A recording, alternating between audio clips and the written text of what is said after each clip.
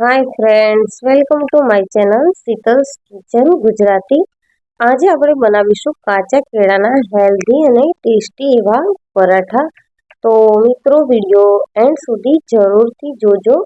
અને જો recipe video ગમે તો એન્ડમાં વિડીયોને લાઈક કરજો, શેર કરજો અને મારા ચેનલને સબસ્ક્રાઈબ જરૂરથી કરજો. કાચા કેળાના પરાઠા બનાવવા માટે અહીંયા મેં 3 નંગ જેટલા ફ્રેશ કાચા કેળા લઈ લીધા છે અને તેને કુકરમાં 2 વિસલ વગાડી અને બાફી લીધા છે. તો કેળા આપણા બફાઈ અને ઠંડા થઈ ગયા છે. હવે કેળાની આપણે છાલ ઉતારી અને તેને આપણે છીણીથી છીણી લઈશું. તો અહીંયા મેં થોડું મોટું જ છીણ પાડ્યું છે. તમે જો ઝીણું છીણ પાડવા માંગતા હોય તો ઝીણું પણ પાડી શકો છો. તો મીડિયમ એવું ગ્રેટ કરી દીધું છે મેં બધા જ કેળાને. તો આ રીતે જો મોટું છીણ હશે તો પરાઠા ખાવામાં થોડા ક્રન્ચી એવા લાગશે. અને હવે આપણે કેળામાં મસાલો કરી લઈશું. તો સ્વાદ પ્રમાણે મીઠું, અડધી ચમચી લાલ મરચું પાવડર, અડધી ચમચી હળદર પાવડર, 1 ચમચી ધાણા જીરું, 1 ચમચી કસૂરી મેથી ઉમેરીશું. સાથે 1 મોટી ચમચી જેટલી આદુ મરચાંની પેસ્ટ ઉમેરવાની છે. તો આદુ મરચાંની પેસ્ટનો આ ટેસ્ટ છે તે કાચા કેળાના પરાઠામાં ખૂબ જ સરસ આવે છે.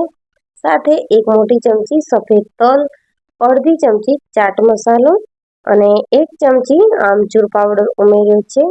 સાથે મોવણ માટે 1 ચમચી જેટલું તેલ ઉમેર્યું છે. જો ઉમેરવું હોય તો ઉમેરવાનું અને ન ઉમેરો તો ચાલે પણ ખરા.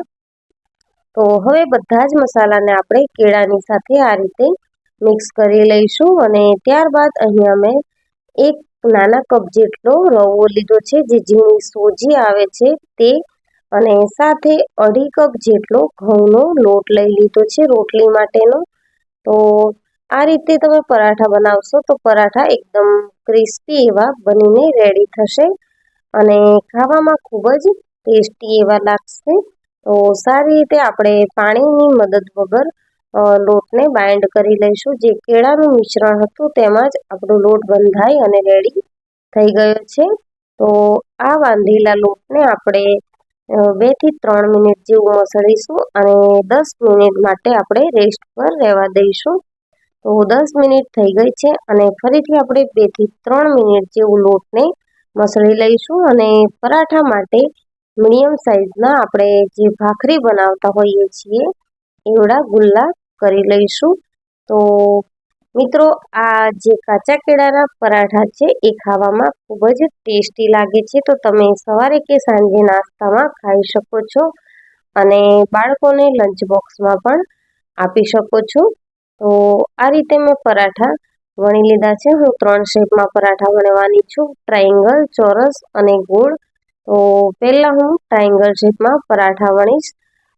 મારો બાબો છે એને ખાવામાં થોડી વેરિએશન પસંદ છે, તો હું આ રીતે એને કંઈક નવીન રીતે એને ચેન્જ લાગે એવું કરી આપતી હોઉં છું. તો અહીંયા મેં ટ્રાયેંગલ શેપના પરાઠા વણી લીધા છે અને હવે આપણે વણીશું સ્ક્વેર શેપમાં પરાઠા. તો કોઈ પણ પરાઠા વણવા માટે પહેલાં આપણે એક ગોળ મોટી રોટલી તો વણવાની જ હોય છે. અને આ રીતે બંને બાજુથી તેલ લગાવી અને ફોલ્ડ કરી ફરીથી ઉપરથી બંને બાજુથી આપણે ફોલ્ડ કરી અને પરાઠાને વણી લઈશું. અને મિત્રો, પરાઠાનો શેપ જાળવી રાખવા માટે એક વસ્તુનું ખાસ ધ્યાન રાખવાનું કે આપણે પરાઠાને જે ખૂણા હોય છે તે ખૂણામાંથી જ વણવાનો હોય છે. ત્યારે જઈને ટ્રાયેંગલ કે ચોરસનો શેપ જળવાઈ રહેશે. હવે અહીંયા પેન ગરમ થઈ ગઈ છે તો મેં પરાઠા શેકવા માટે મૂકી દીધા છે અને થોડું થોડું તેલ લગાવી હું પરાઠાને આ રીતે શેકી લઈશ. તો ખાવામાં ખૂબ જ ટેસ્ટી અને ચટપટા એવા કાચા કેળાના પરાઠા આપણે આજે બનાવ્યા છે. તો મિત્રો, તમને આ રેસીપી કેવી લાગી તે મને કોમેન્ટ સેક્શનમાં જરૂરથી જણાવજો. અને આ પરાઠા આપણે કોઈ પણ ચટણી સાથે અથવા તો ટોમેટો કેચઅપ સાથે પણ ખાઈ શકીએ છીએ. તો અહીંયા મેં ટોમેટો કેચઅપ સાથે આ પરાઠા સર્વ કર્યા છે. તમે ટમેટાની ચટણી અથવા તો નાળિયેરની ચટણી પણ બનાવી શકો છો. તો ખૂબ જ ટેસ્ટી એવા આપણા કાચા કેળાના પરાઠા બનીને રેડી છે. તો મિત્રો જરૂરથી રેસીપીને ટ્રાય કરજો અને મને કમેન્ટ સેક્શનમાં જણાવજો કે તમને આજની આ રેસીપી કેવી લાગી. જો રેસીપી વિડીયો ગમ્યો હોય તો વિડીયોને લાઈક કરજો, શેર કરજો અને મારા ચેનલને સબસ્ક્રાઈબ કરવાનું ન ભૂલશો. તો અહીંયા મેં ટ્રાયંગલ, ચોરસ અને ગોળ ત્રણેય શેપના પરાઠા સારી રીતે શેકી લીધા છે. તો હવે આપણે તેને સર્વિંગ પ્લેટમાં લઈ લઈશું. તો પ્લીઝ મિત્રો like, share and subscribe my channel. તમારા ફ્રેન્ડ્સ અને ફેમિલીમાં ખૂબ જ શેર કરજો.